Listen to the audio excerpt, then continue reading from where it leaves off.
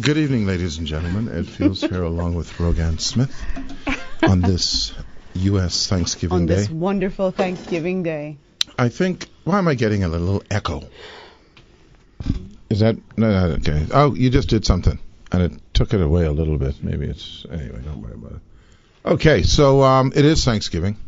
Now, before we do that, and I'm about what to are indulge. those two bottles in there, inside? Those are, I guess, lemonades, but different types. What type? One is mango. Yeah, this is from the Bahamian guy. That's a lime rush. Lime rush. I think that's a peach. Hold on. Oh, mango passion lime rush. Oh, this is good. And then you have original lime rush. And then you have your strawberry lime rush. How many of those do you have? And this is from... Don't be gready. Natia. Natia? Natia? I know that's Natia. You know, it's a real... I almost said the N-word, right? You know, I'm going to say, how many of them you got? So swing two of those bottles over this way. Swing. We're enjoying a fantastic feast courtesy of Tropical Gyros and Chef Kevin Culmer, who came up in here and blessed us. Now, he promised us the last show that he was going to bring us some food to sample now. Kendrick, have you had this food before? Yes. You have. Yes. And I stay eating from Tropical Gyros, so you've never had it before, Edward? I've had. You had? Mm-hmm. This food is very good, man. Fantastic. And so I totally forgot that he was bringing us food. So that time I didn't tell Kendrick the story about how I take more food at work today. I give you one. And it turns out that this wonderful angel comes up in here and brings us some fantastic food. So thank you. And I'm going to be eating while I'm on air. Hold on. Don't run out now. This is hey, let me tell you something. You see this barbecue sauce? Oh. It's my favorite. I always ask for like extra. Yeah, I love that. Got it back in. There's nothing more sad than a Bahamian and food. It's scary. We started the show late just so we can open up this box. Yeah, it's a scary thing. It's only second to t-shirts. Political t-shirt. No, any kind of t-shirt. Any kind of t-shirt. Yeah. You won't lie. If you go down to Adelaide. Oh Jesus! And there's no one around. Mm-hmm. And you open up a box of cotton t-shirts. All of a sudden there'll be a swarm of people. They just come from nowhere. They smell. Yeah, they love. They smell cotton. that. Not just cotton. Cotton t-shirt. Okay? Because if you get Johnson & Johnson cotton, cotton balls, they ain't running to that. But once they smell that T-shape, that little label, I think it's a label. Mm-mm. Anyway, but that's happy Thanksgiving. Mm-hmm. Thank you again to Tropical Gyros. Couple of things. There's a lot of things. Yeah, thank you very much, Chef Kevin Culmer. Love it. Okay. And let me know if y'all can hear me smacking. I will answer questions and talk in between. You'll do like what they do. See, now Kendrick, let me just Kendrick, go this. Yeah. See, hold on, type in. Yeah, let me do this. What I call the N row. The what? The N row. You take out the EGR. Okay. Never speaking, but mid bite. Thank you, Chef. That's what happens. Mid bite. Okay, after the first swallow. Yeah, boy, thank you, Chef. Let me get back to some more swallowing. Yeah. Kendrick, don't come on and the he doesn't eat. No, but he also doesn't eat. You ain't lying. Yeah, he needs ginger snaps. Ginger snaps and gyros now. The heroes. Yeah. Okay. So anyway, couple of things. First of all, I'll ask you all what's going on, besides from your gastronomic exploits that's happening now. Anything spectacular going on this? Going on where? Just in general for you and your family. Going on in my life? Yeah, things going on in town. I want to send a shout out to my fantastic company, Sunshine Holdings, because one of the things I do admire about the company is they're big on Thanksgiving. Not just Thanksgiving, but getting the staff together for those major moments. Food. Oh yeah, and food is always involved. Yeah. And the food was fantastic today. Yes, babe. They can eat. And we love it. And I bet I know who arranged that. Who? Chiquita. No. Shame. Our girl wasn't feeling too well today. Okay, probably, yeah. No. All right. So shout out to them. That's what's going on. And I'm about to take a bite. I got to get this whole thing fixed. Hold on a second. Hold on. Kendrick, you have to tell me if you could hear me smacking. And I can. So anyway, listen, I'm going to talk to our guest this afternoon is Bishop Simeon Hall. And by the way, we had a lot of feedback from the previous show we had where we had more than several guests, and we'll do some more of that. And I enjoyed By the way, that too. I ran, and I forgot her name. Hold on, I'm going to tell you right now. Remember I told you I ran into someone at my office, and they. Oh, I saw the email you sent to me. Yeah. Mm-hmm. Now I hope I forgot the name, but I think I have the name. Yeah. Yes, Charvette. Charvette. I could never forget that name. Shout out to Charvette. Yeah, so Charvette is a associate at Atlantis who's just fervently Would you like the show? excited about the show. So I invited her on. She's going to come on. She's going to come on the December? show right before Christmas. That's a You know, treat. come on and do like 20 minutes or so. Just see how she feels. Ask her what she thinks about the show. What we could do to improve the show. What she learned from the show. So we'll do that. That'll be interesting to have Charvette. But so Bishop Simeon Hall is going to come on. But one of the things, because I'm talking about marijuana with him, straight true. But one of the things that because it's he's involved with the crime. Mm-hmm. He knows it. He does. That's my man. Of course. Okay, so when he, because one of the things is, you see, the theme is this: Simeon Hall and other people like him, C.B. Moss, I'm going to throw that out there. They have been in the trenches trying to fight crime and gun violence and all this type of thing, and this is kind of a process, right, of how to not create criminals.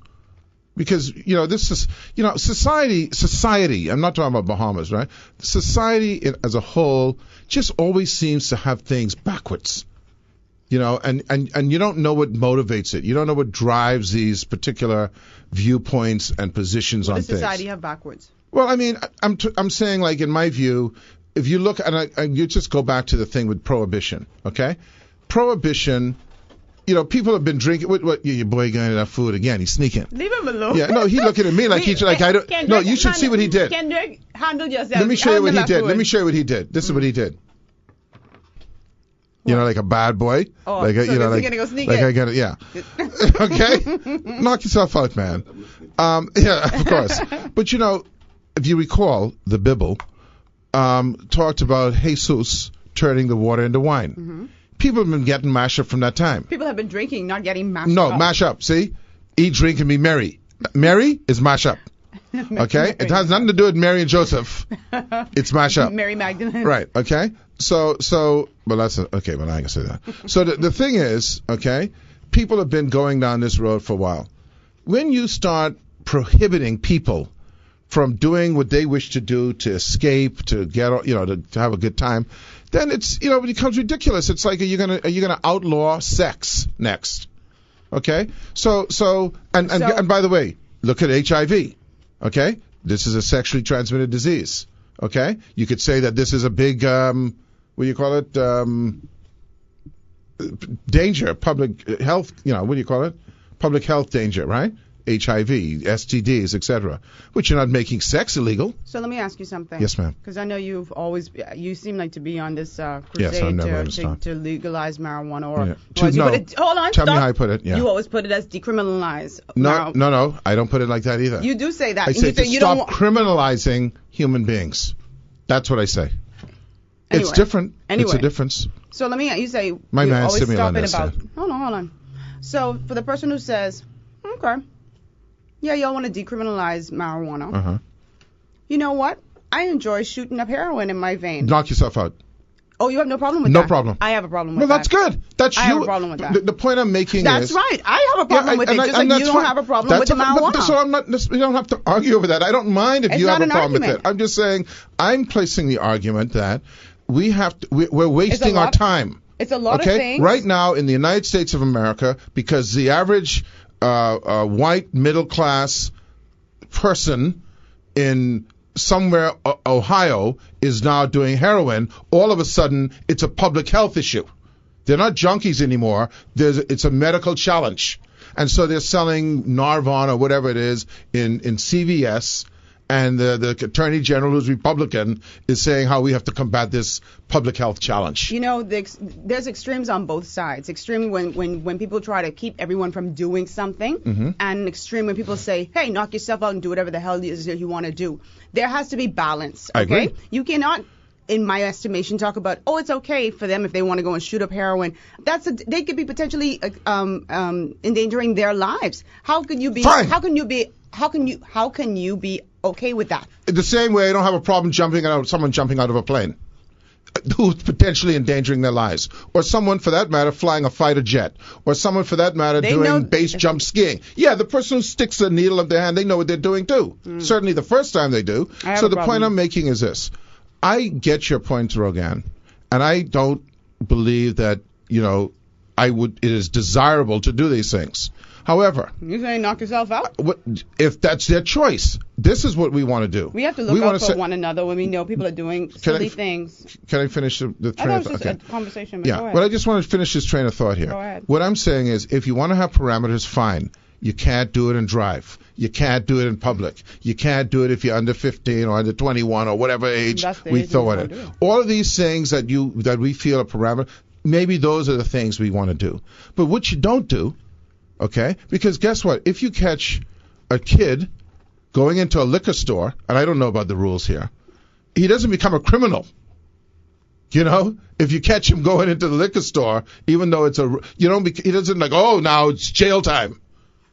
This is my focus. I'm not focused on what the person is doing. I'm focusing on why are we sending people to jail? And then the other sad part is people sending themselves to jail, because if you know something is illegal and you insist on doing it, then you put yourself in that position. And watch this now, and I know how you can jump on me on this one. Yeah, it's like letting slaves go free.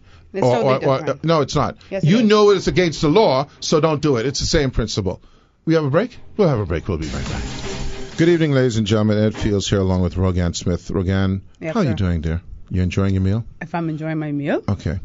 I'm going to go on. I don't think I've done this in a while. If I have, you can correct me and say I have. But I'm going to go on a little mini. It's not a tirade, but just a thing. Go ahead. We talked about leadership. I was talking to someone the other day about leadership. And, the bottom line is this. And I'm not agreeing with anyone. I'm not disagreeing with anyone in this particular position. As a leader, you are never, ever going to please everyone. It's just not possible, right? So you know what? Just do your do. Do your do. If you lose, you lose. If the policies turn out great, they do. If they don't, but you know what you don't do? You don't do nothing.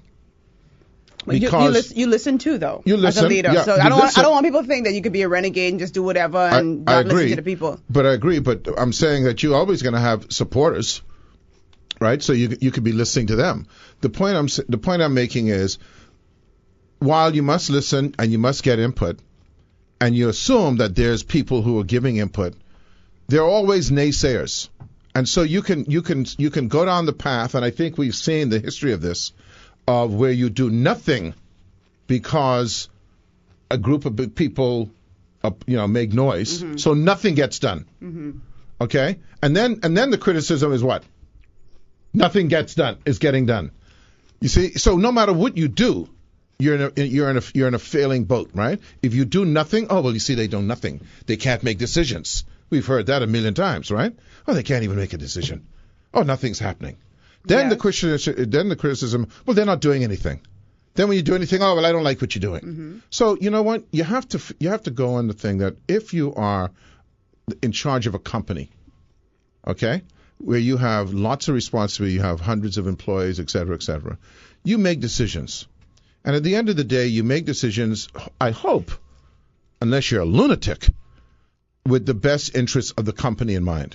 That has to be the objective. Okay? If you're a bad leader and your company is not working out and things aren't working out, your shareholders will remove you. Okay? Or your company will fail. I mean, there's only so many things can happen. So, my thing is, and here's the deal. The other deal is, yes, you have to have the right to have input. I just cannot deal with the tenor. You talk about it when you left Facebook and social media, right? Why can't we simply, you and I have a difference of opinion on many things. A lot of things. Okay?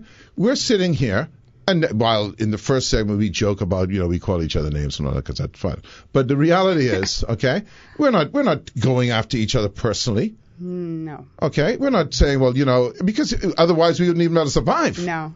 I wouldn't be here. You certainly would not be here. Well, you wouldn't have me here. Well, but I'll do But his it's your fire show. part. Huh? It's Yeah, your that's show. right. So I get not to have you here. I wouldn't be here. You don't need to be here, and I would not be here. You see how we go? Now we're getting ready to round. Anyway, I'm only kidding. No, so no. the point I'm making is why don't we just take a breath and analyze things? I don't like. Can I say something? Uh-huh. I wish you would be a little bit. I know you try to remove yourself from speaking about specific issues. Uh-huh. But I'm gonna speaking in speak about generalities, but I'm I speaking want, about the commercial. I'm okay, talking. so now you didn't start off saying that. Yeah, I said Uh-uh. about like this commercial enterprise bill, right? We said on the break. Right. Yeah. So the point I'm making is that that's an example of how when something happens, the immediate reaction from some people is just They're just ballistic. waiting. They just It's not. Well, can we? Let me think about it. Let me sit down and really think about it. It's just automatically to say it ain't gonna work. This is, you know what I mean? Yeah. They just go from one extreme to So the next. you asked me to be specific, so I'm going to be specific, and someone may take offense to this. Yeah. So I saw one comment where a commentator made the statement like, well, this bill looks bad because, if the work permits aren't processed in 14 days, then it gets automatic approved. Well, then answer in 14 days. It's as simple as that. Okay. Say no. Well, Say or whatever. answer. Just because the public service is delinquent so should they wait 18 months for your answer? Business is lost, jobs are lost, opportunities are lost. Then I see where the person, and this is what I don't like. This is why I tell you I always admire you in this, where you can just say, you know what, my position on that was wrong. I see something where someone jumped out on the gun and criticized something, and now that they see that some things make sense, some merit to they're it. going, you know what? Well, they didn't really communicate that properly. That they're still at fault. So okay, I'm good. I'm okay for jumping out and not into. They're always at fault. No matter what it is. It can never be, you know what? I jumped the gun on that. How about that? Nobody does that. Very rarely do you see How people about doing that? that. I think it's just probably easier for some folks to oppose things rather than to just give it some good thought and say, you know what? I may not like everything about this, but it has some merit. You know what I mean? I just feel like people just have a natural inclination. Some people just jump and say, it ain't going to work. I said to now I'm going to call another name, Joe Darville, who's been on our show. So Joe came out today. We have this little group between us, and Joe came out today, again, ballistic. And I said, Joe, I said, my dear friend Joe, I disagree with you totally. I said, but what I disagree with even more is this. Why can't we start off with maybe? Okay. Unless it's something so completely extreme. Let's kill the Jews. Let's make, like let's enslave Hitler. blacks Yeah. again. And then ain't no thought process required. No required, and no one's even going. It's okay. But I'm saying on things. Why can't we, in the furtherance of the development of this country, which we all want to do, which we all want to do, and you have to assume that the people, both opposition, both government, want to do the right thing for the country. So let's go on that assumption. Okay, and if that's the case.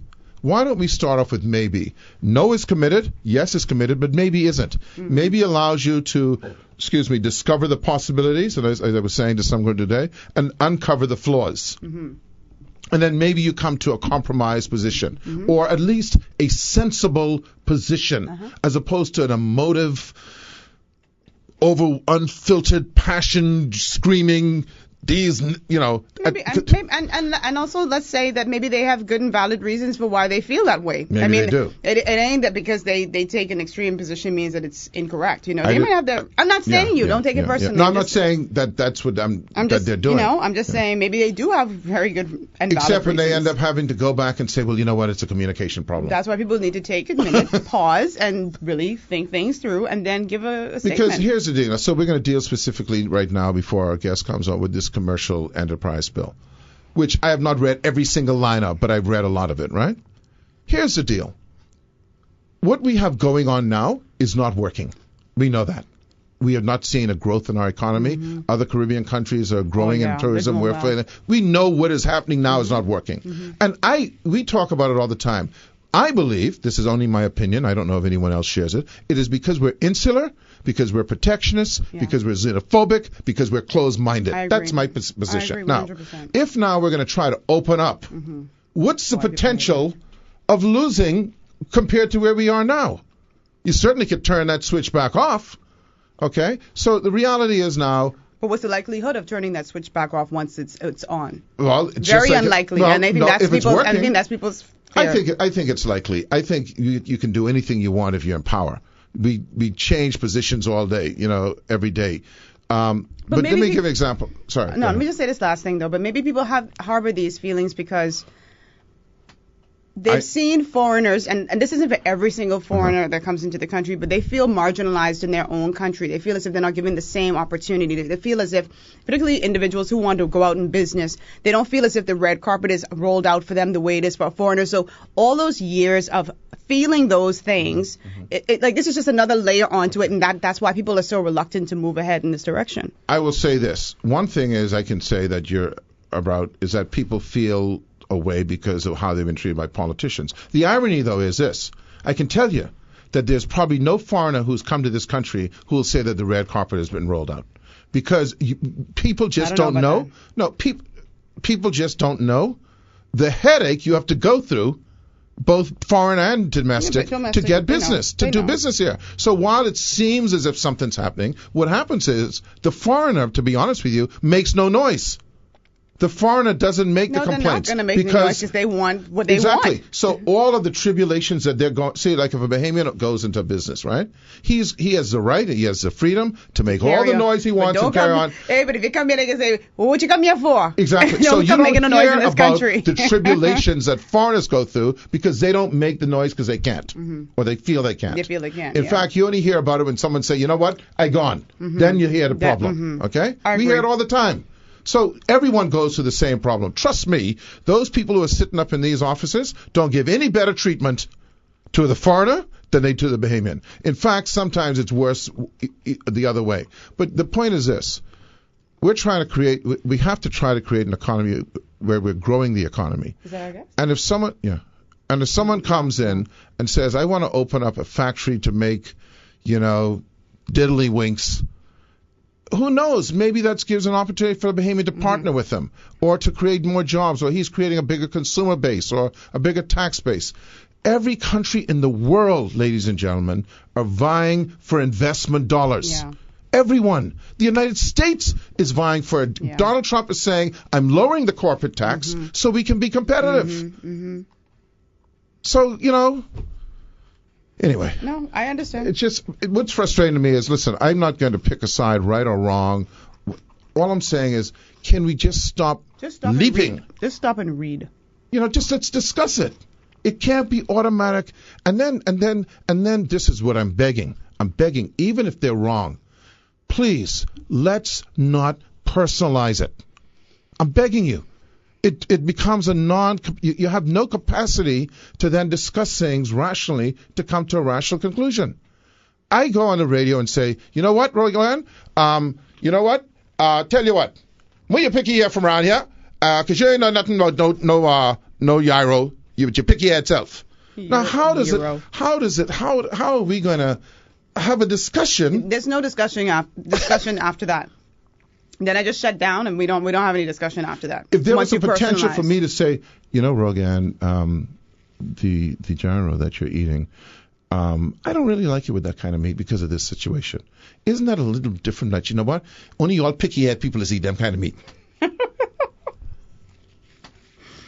I totally get it. You preaching to the choir here. But it throws me off. Yeah. And I use this space. Because actually, and I know this sounds really bad, I can't deal with the back and forth. This space is not too much of a back and forth. You have more control. It's your soapbox. I could just, I can, because it's, and I try in my soapbox not to be offensive, so that at least, if someone is listening, they can just say, you know what, but you're wrong on that, as opposed to, boy, he gone off, he freaking right out. Yeah, I can't deal too much with that. When I experienced that, I just shut that out. And you know exactly what I'm talking about. I mean, I should have said this something the other day. I'm talking about. I'm very cautious now and filtered in what I send you, but I should have sent you that one the other day. I'm going to tell you about it off the radio, but it's just crazy. It's like, how is this happening? I mean, to subject our people to that, you have to be in this role. I think Carlton said it the other day, Carlton Smith. Let's face it, a segment of our population are more susceptible than others. Mm-hmm. Okay? A Rogan Smith, a Ken Williams, and again, we're not trying to be offensive here, may be more analytical in their approach to a statement than, say, someone else. Yeah. Okay? And so you can't just say some emotive thing. Yeah, I hate that. I've experienced that in the past couple of days. Because there are people who love to hear that stuff. Yeah. And I just look like, what? I've experienced that a lot in the past few days. and here's where I'm going to defend Mr. Minnis on his content, not necessarily the venue, as Carlton said, okay? Self-examine, people. See, that's all you have to do. Self-examine, okay? If you feel guilty, then you're going to make a lot of noise. Okay? Mm-hmm. I don't feel the need to make noise. I don't either. I don't feel the need to feel offended by the criticism. I only commented on it because it's a hot topic. We're only commenting. Hey? And for the most part, we agreed with the content. Yes, I did.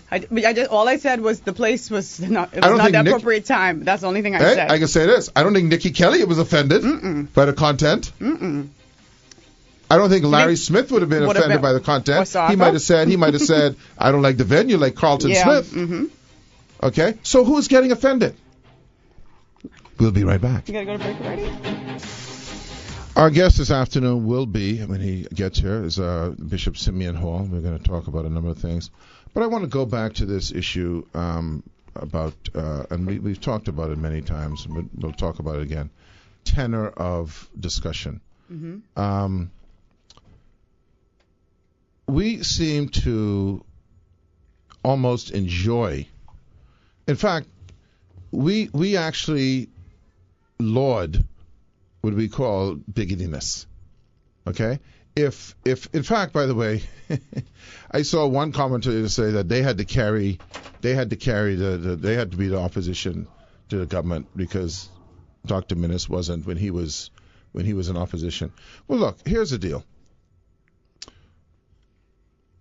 You are, I assume, as the leader of the opposition, let's look at Mr. Davis right now. And again, this is not a criticism. It's just a reality. There's only so much he can do. And really what it is when someone else does a bill, we just oppose it. I mean, that's the easy way to do, right?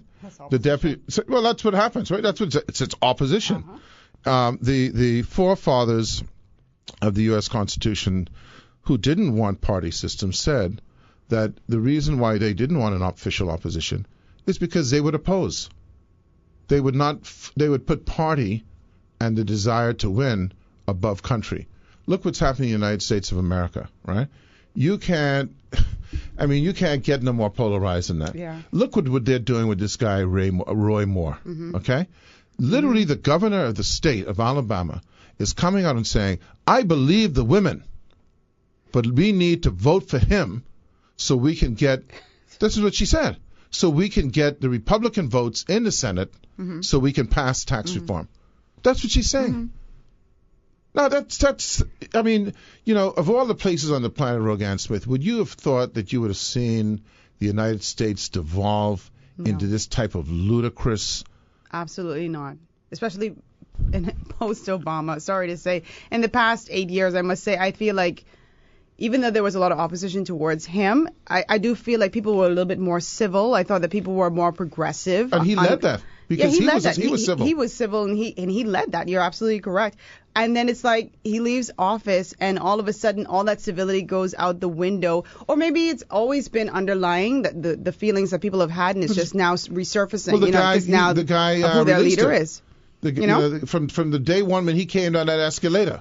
But from he right? entered you talking about Trump? From he entered the arena. When he came down remember when he came down the escalator to announce his presidency, his nomination, he talked about the Mexicans, the criminals. Even in the run up, to his announcement. So when you have that kind of thing, you're kind of giving permission for those who are following you to act similarly. Mm-hmm. Okay. What's that? You got someone out there? I don't know if there's someone out there. I was sad. You have that to act similarly. Okay. So what do you do? If you're going to have that, and this is going to segue properly into what I want to talk with our guests with. If you're going to have a leader act the way that a Donald Trump acts, then those who follow him have license. Mm-hmm. If you have a principal in a high school who acts like a vagabond, then the students have license. Yeah. If you have a bishop in a church who acts like a vagabond, then the congregation has license. And so I use that to segue to our guest, Bishop Simeon Hall, who is our guest this afternoon. I suppose I don't know what to call you. I guess you're going to have to call you like Pastor Emeritus or something like that. Something. You got to give you a title, Bishop. Oh, yeah. That's some free water. I'm Simeon Hall from Chokeneck Alley. Yes, you told us that one before. Whatever you tell me. What is it called? Chokeneck? Chokeneck Alley. Which is off Market Street. Right by Transfiguration Baptist Church. Right. You remember that, Ken? He told us that before? But what an introduction. What an introduction. At the right time. But you're right, and the principle you're espousing is right. And the reason why it's just kind of coincidentally that we were talking about this, because before I get into some of the subjects, and of course you know Rogan Smith, yes. And of course you know Ken Williams, My hair? Kendrick Williams. You like the hair, you like the natural. So as do I, by the way. Everybody got long hair now. Yeah, well I don't. So let's move on from that. And neither does Ken. Okay. But Bishop Hall, Simeon, my friend. I'm going to get into some more specific things, but let's look at how you handled, for instance, the Clico thing, okay, which was a very emotional thing, people's life savings. But I don't recall, Rogan Smith, I don't know if you do, an instance where Bishop Hall went off the rails. I don't. Okay, I think you were firm in your assertions and your position. You were steadfast. You didn't give up. You persevered, and you, at the end of the day, I think you achieved much of what you wanted to accomplish. But there was no personalizing and degradation, was there? Oh no. No. Oh no. No, I think there's a way to. I told a person of political standing that when you get mad, there's a way to cuss in private. There's a way to say what you want to say without degrading yourself or the person you're speaking to. Preston Moore said back in 1970, I'll never forget it. He said, even when you fight your enemy, leave him with a human face. I'll never forget that. You could beat him up, but leave him with a human face. So that's the kind of way I like a conversation. I like a good conversation where we disagree vehemently, but we all affirm each other's personhood. I was in a conversation with some pastors the other day, and the issue of homosexuality and lesbianism came up. Don't want to go down that road now, but I simply said to them, in my way of thinking, that before we address the issue, let's not forget that a person is a human being first. Before you look at his or her sexual preference, we forget that. Well, we seek to dehumanize in order to diminish. Indeed. The person is still a human being. This is what happened with slavery and everything else. Of course. They're half human. They were, Three-fifths. Three-fifths. We write it down. Three-fifths. Come on. So all I want, and I think I'm scriptural. I think I'm trying to imitate Christ when at every stage he affirmed the godness, if that's a word, in each human being. That is a bit of God in us, and so nothing can take that away from us. And or the faults in us, that he was not sinned. Oh yes. He said, come on, man, we are human beings. Who's it? Colin Archer. Colin Archer says almost every morning on his show, we are spirit beings trying to be humans, not so much human beings trying to be spirit. I said the other day in a tribute to Sir Derwent that I don't know him to be an angel, but I know he has acted angelic There's a difference. Now, you don't have to be. I believe that we don't see angels around the place now because God has given them human face.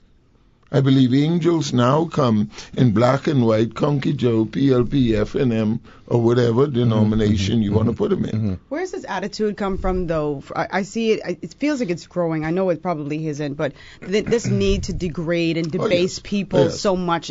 We see it, and we talk about it on the show a lot on social media channels. I don't get it. You can never have a civil conversation. It's always, I have to get personal with you. Where does that come from? Your man, your pa, your picky head, and all that. That's all we've ever done. And mind you, I've been doing some tours with the CARICOM debating the usage of marijuana. We can get to that. And somehow I got on the board. Never touched this stuff, but I got on the board. And all they're saying is, let's look at all the pros and cons.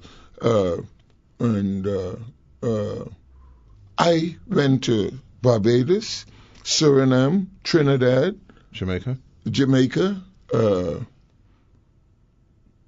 or 3 other places. And what I loved about these people, each one challenged economically, but there was a sense of a national debate. Let's talk. Let's affirm one another by talking. Let's be civil. Let's be civil in the national. You cannot hardly, it is difficult to get a national conversation going in the Bahamas. Well, I'm going to say this, and many people who I would consider to be friends or associates, if they're listening, it will cause self-reflection. And that is this. Why is there need to be so caustic? Nasty. Yeah. Okay? So okay. A point comes up. You're angry. Yeah. You're passionate. Yeah. Fine. Do you not have enough of a wide range of vocabulary? And again, not in private. In private, do what you want. Yeah. But you're on the radio. You're in the newspaper. You're on social media. Yeah. Do you not realize your role? And is it because you feel this gets you ratings?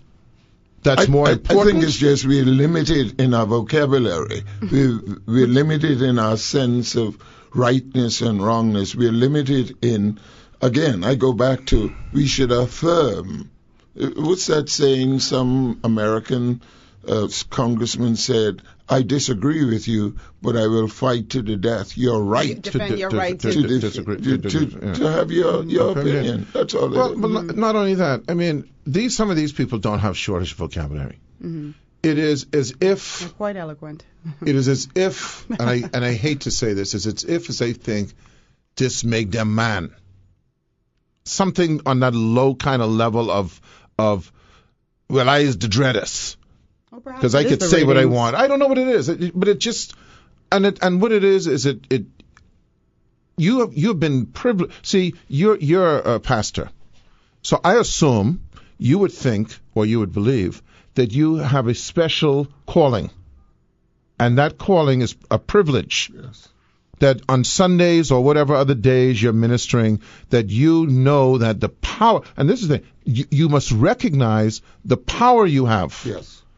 Yes. And how are you utilizing that power? Yes. And the demographics in the Bahamas, the layout of New Providence, for instance, in terms of churches, people pass about 40 churches before they reach the New Covenant. A fella in Nassau East, let's average, he passed 40 times he said, I'm going to New Covenant.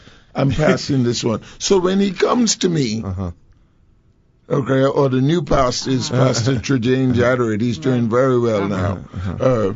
When he comes there, he wants to hear something that is uplifting, that is motivating, and that helps to reconnect him with his God.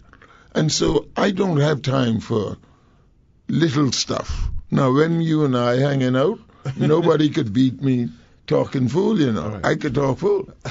I am known for some jokes and comics that will make your bald head to rise. Yeah, we can talk about them off the air. But no, I know that in that hour and a half, 2 hours, they come for a word of uplifting. And that's what I've tried to do for these 53 years. But there are also people, and this is in as it relates to your point, Edward, about the radio or newspaper or whatever. Just as he said, there are people who pass all those churches and they come to this church because they want to be uplifted. There are also individuals who pass all these radio stations and they want to come and hear something nasty. They want to hear something caustic. They want to see you get riled up, and that's what they that's what they feed off of. Mind you, the church setting, you have some who are very caustic and very. I don't know where they get the stuff from, and they seem to get a good following. Yeah. You know, people, Bahamian, we have a thing, man. We don't like too much sense. Oh, you don't use one polysyllabic word, then you know you who do you think you is? You think you is, you know. But you see, I find that's a vicious cycle. And let me say what I mean by that. I'm going to give you an example. We've been doing this show now for 3 years. And this actually started, and Simeon, you've been coming on shows that I've had now for 20-odd years. And every single time I started another show, I was always under this impression, and this happened mostly the first time, that there's this very narrow segment that is listening, right, to sense. Yeah. But that's not true. Okay. The reality is, people who you would prejudge, okay, and say, well, that one ain't grasping what I say. They're listening. So here's the deal. Yeah, everyone wants to see the car crash. Okay? Everyone wants to hear the gossip. But it's your responsibility not to feed that. I totally agree. So you have to be the bigger person, and if it's a means that your ratings, and I don't think it's a bad deal. If you feel that your ratings are going to go down because you're going to do the right thing, well, then they need to go down. Yeah. But that's not how people operate. Yeah, I have to be self-motivated to believe that if I study, if I prepare, if I try to do good delivery, then I believe the 50 who come, the 100 who come, that's my job. Whenever God gives you something in your spirit, He will prepare some people to hear it. And there will be those. Let he that without ear, let him, he with ear, let him hear. And so we have to believe in ourselves and what we do and what our calling is. Because I know I got the thing, because you know what? Because you're being true to your calling as being true to something else, which has nothing to do with your calling. Your motivation is important. We're going to take we're going to take a break and we'll be right back. You have a typical Thanksgiving, what do you call it, symptoms here. What's it called? The trip to something. It's another word they call it, but I ain't going to call it on the air. But we're civil. You don't say those words. I'm going to call it on the air. You're sleepy. I started to sleep in front of our guests. You're in your post, and you're holding your head. I'm holding my head. You see, that's like post-eating, Lord. And you know you're doing it to yourself while you're doing it. I had a little bit today, but I didn't eat too much. Simeon Hall, Bishop Simeon Hall. I want to kind of go into the discussion. I want to talk about your most recent statements about marijuana. And, of course, as soon as I say that, a good percentage of people are focused on completely the wrong thing. Yeah. Plus a bishop and marijuana in the same sentence. Just even saying it. Is not. I mean, and by the way, you know how human beings progress? If we had done this 5-10 years ago, just bringing it up is a problem. Yeah. But things progress.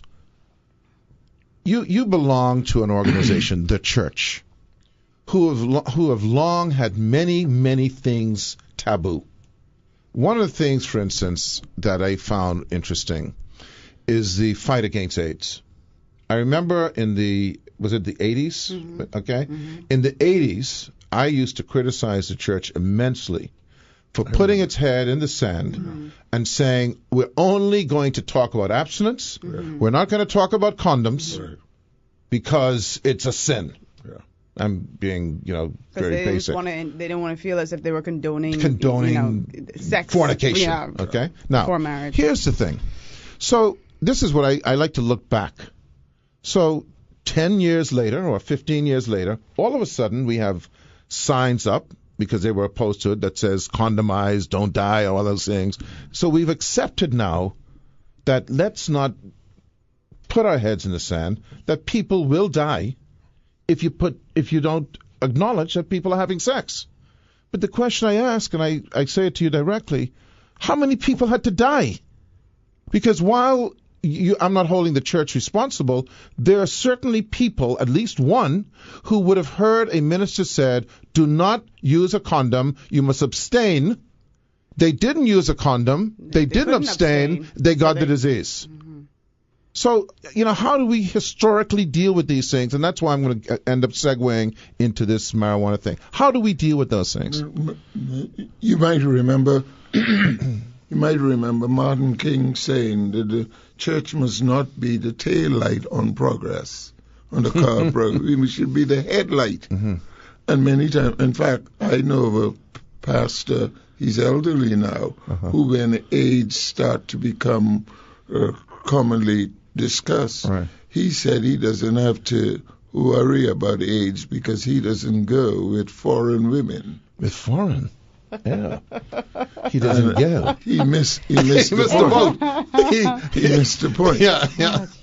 Please don't call me that. But that was how obtuse, how blind we were. Yeah. Bahamas, Bahamian people are very sexual. Uh-huh. And in a discussion of a group of pastors, I asked them, if a 23-year-old girl, young lady, brings her third child to be dedicated, and she isn't married, what should you tell her? Should you tell her where the drugstore is, or should you tell her abstain? She's already sexually active, so what are you going to say? You're being silly. You have to do something for that individual. Right. Now, we've sometimes been at the tail light, and I'm saying we should be at the forefront of thinking. Right. If you study church history, sometimes we have been as backward as the carnal-minded person, and we sometimes have done some things in history that we need to seek forgiveness for. Well, it seems to me, and I'm going to make the step in 1 second, that the position of the church, which is a teacher, should be to say, look, this is right, this is wrong. I'm giving you those, I'm telling you what the choices are. Now, if you're going to go down the wrong way, this is the ramifications. These are the consequences. These are the things that you shouldn't be doing. And by the way, not only are you a teacher, you're healers. So if you go down this way, here's the path to being healed. Yeah. Okay? Not going into the whole Inquisition fire and brimstone mode. If you do that, you're damned.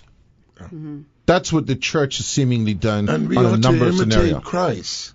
He didn't damn. No, he was always seeking to remedy and ameliorate and to fix things and to say, look, man, you can be forgiven, you can be restored. And I think that's the model we should seek to emulate.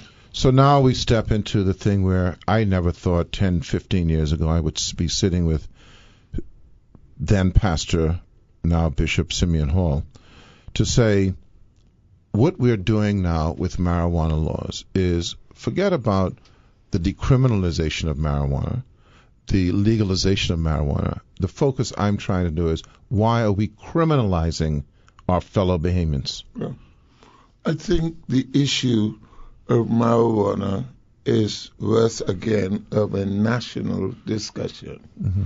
I think I have in the last 3 months gained information that I did not heretofore have at my fingertips. And were you even open to it? I didn't even think it arise. I didn't know all this stuff. I now know much better. I even now kind of have an appreciation for the difference between decriminalization and legalization. I have an appreciation for the fact that the herb has been with us from the very beginning of time. I have a deep appreciation that the big boys, the big muck pharmaceutical companies, are now trying to guide where this thing goes for their own benefit. Right. Again, people, and I now have a even deeper appreciation for medicinal usage of marijuana, that the pharmacy, the doctor, and your insurance, them three brothers, working against you. and the traditional medicine, that has failed. That's big money, and it has failed. Right. You got to go back to your doctor every other month, and you got to go over and over and get the prescription, and then it's going to cost you the visit, and then all that stuff. Do you even know? Do you even have the appreciation for this? And I've read upon it, and so I want to verify if you've said thing how hemp was a ubiquitous product. Ubiquitous product, all made over. For rope. That's what we made rope out of. Every island nation in the Caribbean grows this stuff. Now, right. I am not one to say to anybody, grow, do this, and break the law and all that. I think, though, we could discuss at least decriminalizing the young man who has the little imp or the roach, the smith, or it's called roach. I don't know. I got to give it a Okay. The young man who has that, and at the age of, say, 19, he had that in his pocket, was arrested and charged. He can't go get a job, a clear work certificate, and he can't go to Miami. And all Bahamians believe that that's a right. That's an inalienable right. You got to go to Miami. So why would that follow him for the rest of his life? I had a deacon in our church who was tops and had come a long way. We all know he had a rancid past, but he had this record. And eventually we got him cleared and helped him to do. But again, I think we should look at these things. And when you break the law for drunken driving, if you kill somebody, you don't go to jail. You don't go to jail. You don't get a record. But if you got a little sniff. So all I'm saying is look at these things and let's talk about them, have a national conversation. Let me say a few things. First of all, you talk about the medicinal aspect of it and the fact that, the pharmaceutical companies are trying to be in cahoots with insurance agencies and whatnot. The fact of the matter is most people who are caught with marijuana in this country, they're not using it for medicinal purposes. I'm somebody who I'm not a supporter of drug use. That's fine. I encourage the conversation. That's great. But I also like to preach personal responsibility. So you don't have to go to jail for having a spliff. You just don't need to smoke it. Okay, so you have a responsibility. You personally have a responsibility to say, I'm not going to do something that's going to put me in that position. Right. If you have sex with somebody, you don't know this individual, you're just going to have sex with them. You have to know that there's a risk that I might contract an STD. Okay, so where's the personal responsibility in that rather than just focusing on, let's not criminalize these individuals. Why not be telling these people it's illegal right now? Yes, we're going to have the conversation, but don't do something that you know is going to land you in problems. Of course, but what if that for that person, he sees it not just recreational usage, but it calms him down like drinking. Well, that's recreation. Right. What about for those who use it for ceremonial purposes, like religious purposes? Right. You see, then I think there are exceptions to the rule. Yes, but all I'm saying, I'm concerned with the number of young Bahamian men, usually black men, who have a criminal record for having a spliff and it follows them the rest of their lives. And here's the interesting pastor, and I'm sure Jeff Lloyd wouldn't mind me saying this. Jeff Lloyd used to be in charge of yeast. And Jeff used to tell me how he used to tell the guys on DeVoe Street there. So I was smoking it outside? No, what he used to say is, listen, man, I want you to realize something, The people who are up in Eastern Road, they in their house. They smoking dope too, but they inside. They stand on the corner. But herein lies the asinine irony, of how you become a criminal. How you get to become a criminal. Are you a criminal because you smoke marijuana, or you're a criminal because you get caught with marijuana? If you're not a criminal because you're smoking it, then why are people trying to catch you? Yeah. Okay? Because then it makes no sense. But I agree that the thing of personal responsibility, we have to maintain that. But, we tend as a society to want people to be responsible here. But again, I say, drunken driving. The alcoholism causes more problems in our country than does smoking marijuana. And we should enforce the law in that respect. That's my point. But there's no law. That's the point. To drunken driving? The point is, if you get vehicular homicide, if you don't get a record, you don't get a record. It's not. Well, then that needs to change. That's my point. Well, and let's not even look at even that. If you are a person who goes through a traffic light, we talk about endangerment, and this is a healthy discussion, but sometimes it goes a little bit on the you get frustrated. If you go through a stoplight, you can kill someone. Yes. But you don't go to jail. But you don't go to jail no. or get a criminal record if you go through a stoplight. That's the point I make. Okay, so if you're in your house smoking a joint, or on the beach smoking a joint, in reality, at that moment, you're not endangering anyone. Yet if you get caught, you go to jail. If you get caught going through a street light, you don't. There's inconsistency. There's hardly any record of anybody dying from an overdose of marijuana.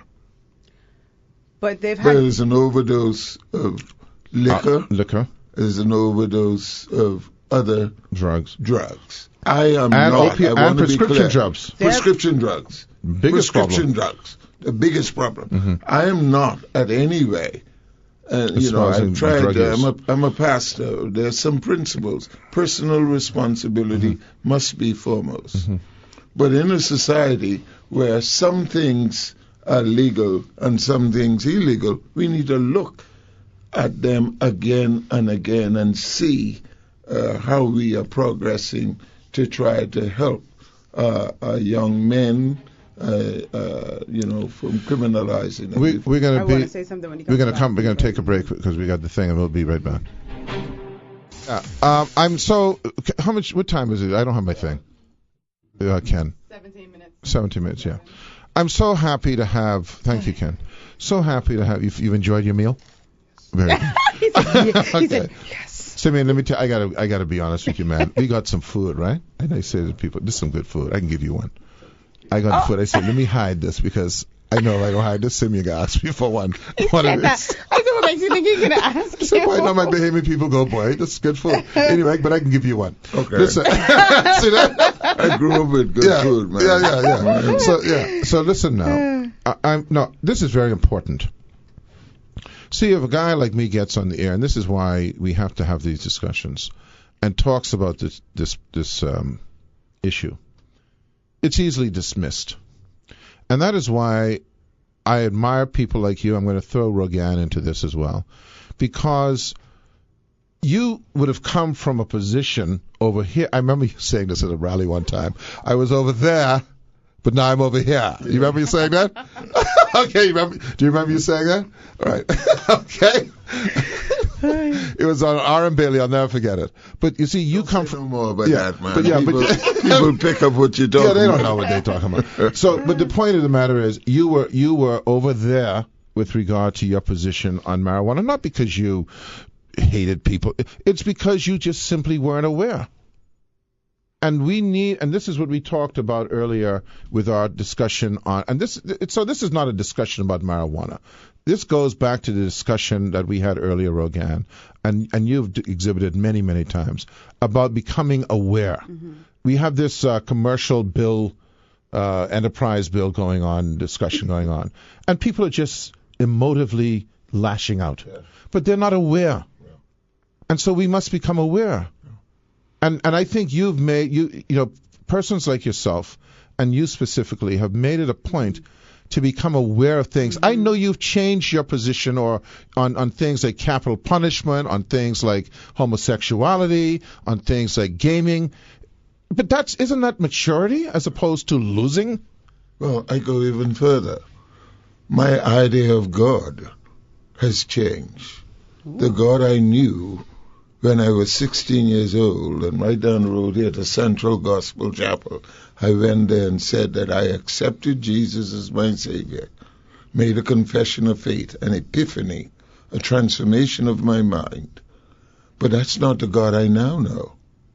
The God I knew then was a old white man with long white beard with a big stick who used to fly around, and if you go off the rail, he beat you over the head. That's not the God I know.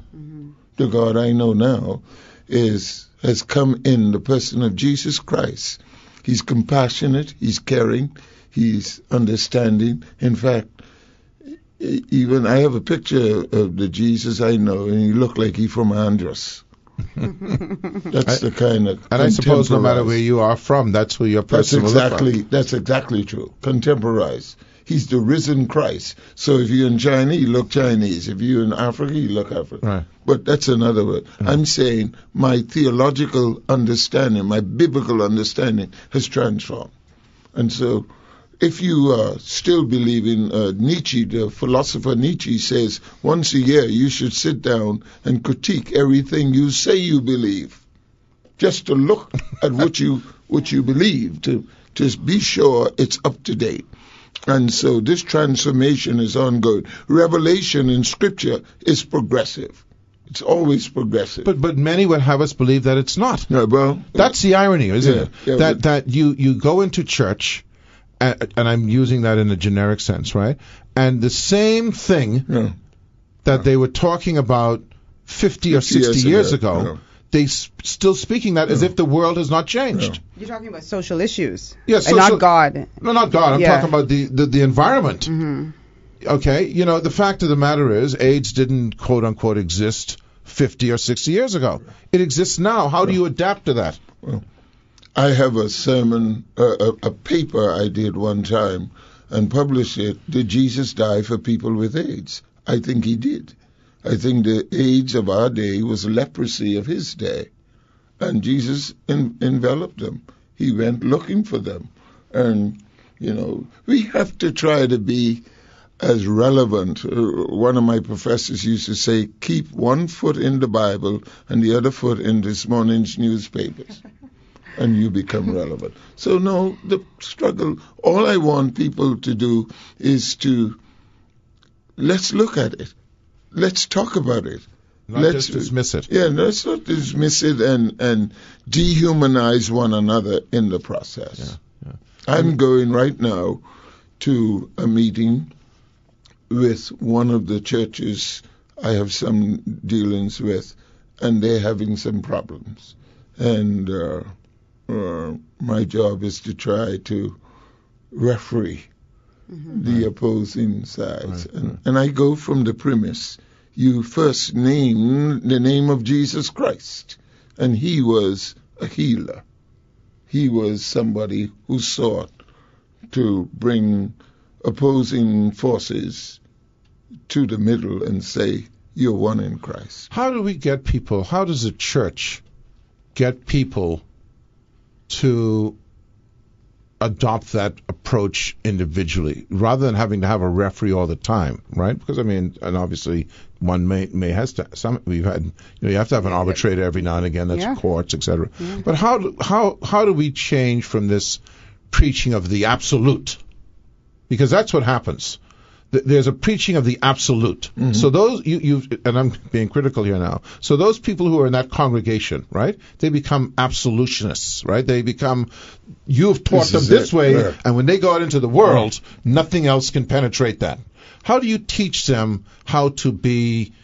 How do you change that? Flexible. Well, they're the preacher. They're the preacher. When God's word doesn't change. But God's word, according to the Bible, what I see is one of acceptance, one of inclusion. Whereas the word that is being preached is one of exclusion. Exclusive. Yeah. But he still gives rules and guidelines for how you're supposed to live your life. But he doesn't say the other should be shunned. Yeah. I think there are rules that we should follow. I think there are rules that some doctrine of the church have been there for the Virgin Mary, the Immaculate Conception, and if you're Roman Catholic and whatever. But there are some doctrines that need to be updated. Like what? Woman the equality of women. Yeah. Women You stay at your best. have rights. Just I have a son and daughters, and for me, they have equal rights. I don't buy into the argument that because my son should be able to have children anywhere in the world and they become Bahamian, but my daughter can't. That is utter nonsense where I'm concerned. Yeah. So I believe we need to look again. And people use biblical scripture things. And for me, they missed that verse where Paul says, in Christ, there's neither male nor female, black or white, PLBF in them, paraphrasing. I got they Paul the political parties in the Bahamas. Come on. Yeah. But that's a classic example, is that here's what I find. I'm not, as you've known this all your life, at least you know me, I'm not a religious guy. But this is what I do know, is that it cannot be one that excludes me from the possibilities. And the teaching should be is how to bring me into the fold, not beat me over the head into the fold. I think in a sense we all are religious in some way to one degree or another, because we all have a sense of something outside of ourselves. Right. And in that sense we are. But no, we have to continue to try to bring people to the center and to let them see. And my way is to appeal that we name the name of Christ. I served a church for 30 years, and I said to them 15 years before I was ready to retire, I'm going to retire one day. And so I want to fix the finances, and I want to fix you mentally for it. And when the time came, we took 15 minutes to get a new pastor. Transition. And in a Baptist church, that is most unusual. So, if I might stroke myself over the shoulder, I do. Yeah. I think it can be done. I think we can say to our people, let's move forward. You are Bahamian before you are PLP. And before you're Bahamian, you are a human being. And so let's bring out the humanity in one another. Let's underscore it. Let's respect it. And then we move forward. We have about 8 or 9 minutes left, about 7 or 8 minutes left. I want to ask you this. This is another thing that I struggle with. And that is the role of the church in politics, civil society. Let's just use the basis of the separation of the church and state thing. Obviously, the church and its congregations are citizens of the state, and so they should have the capacity to state things. But here's where I find something a little off. Should the church be using, and this is just a query, should the church be using Scripture to essentially establish policy? Is that putting the state in a position to say that one set of faith or one set of beliefs versus another set of beliefs have dominion over another set of beliefs? But mind you, the separation of church and state has never really been practical. In the Bahamas, the state, we once had a state church. We still do, don't we? And in many ways, we still do. Yeah. It's like this. It's like the national flower. But I think we just have it. We still do. When was there a separation between church and state in the Bahamas? We can't really point to it. Right. We now know, since independence, there's no such thing as a church state. But in terms of practicality, all the state things, like we just had Remembrance Day and they go to cathedral every year. I keep saying it's time for the people to hear a different perspective on war, a different sermon from what goes on there. With all the respect to that, it's time for a change. Particularly all the persons who died in the World War were not Anglicans. Well, this is why people lose interest, by the way. That's my because point. relevance goes away, right? Indeed, it's time for us. And I always say, and I don't mind saying it or getting a little bit of trouble. It's time for our Anglican brothers to repent of some of the things they bless in our history. Colonialism could not have sustained itself if it were not for the established church. Well, they did it in the name of God. That's my point. Okay. So now we appreciate that some churches are the beneficiaries of history, but we must move forward. Thank God for the past, but we must move forward. How do we bring about an equal respect? So I'm not sure. Mind you, you have six ordained ministers in Parliament now.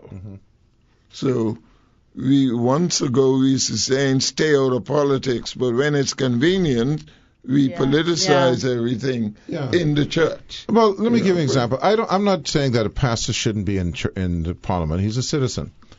Let me give you a classic example. You remember the Sunday shopping issue? Do you remember that? I don't know if you remember that. It seems so far away. I know, right? And I want to even say, let me even say this. I might even go on a limb here and say that Simeon Hall might have been the leader of the Christian Council at that time. Am I correct? That's why he played with his fingers. Yeah, you get my food if you don't own up to this stuff. Is that correct? I would imagine you look back on that, I'm just guessing, and think, how could I have been there? Do you? Again, another there and here. I do remember that.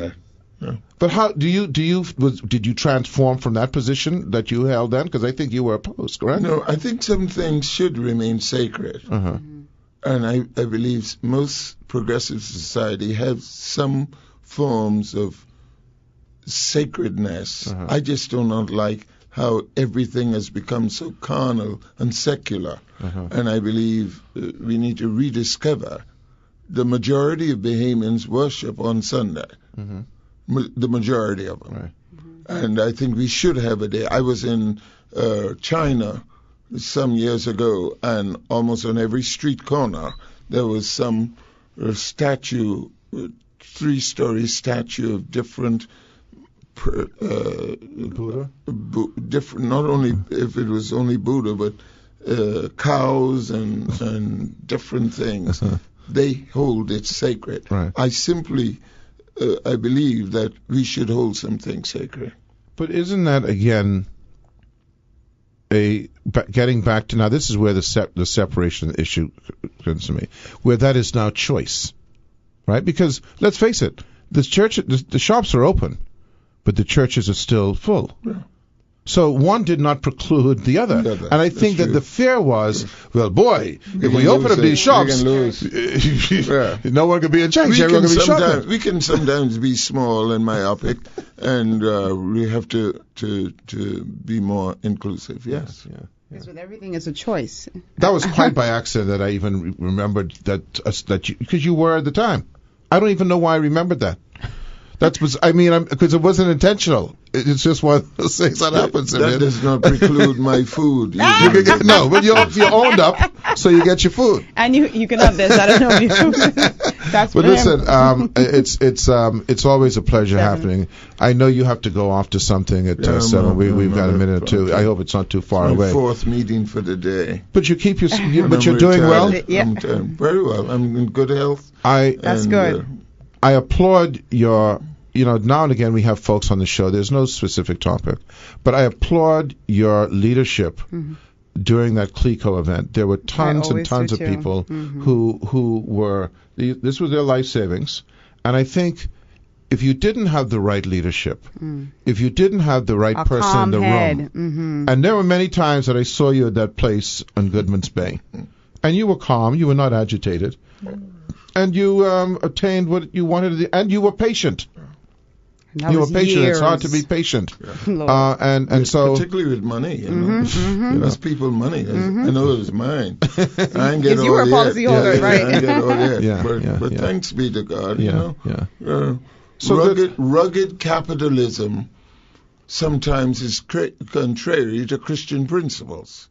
The church, when a woman sweeping the floors, the caretaker, she has 4 children for 5 different men. The church comes down with a sledgehammer. I don't know how you make them out on that.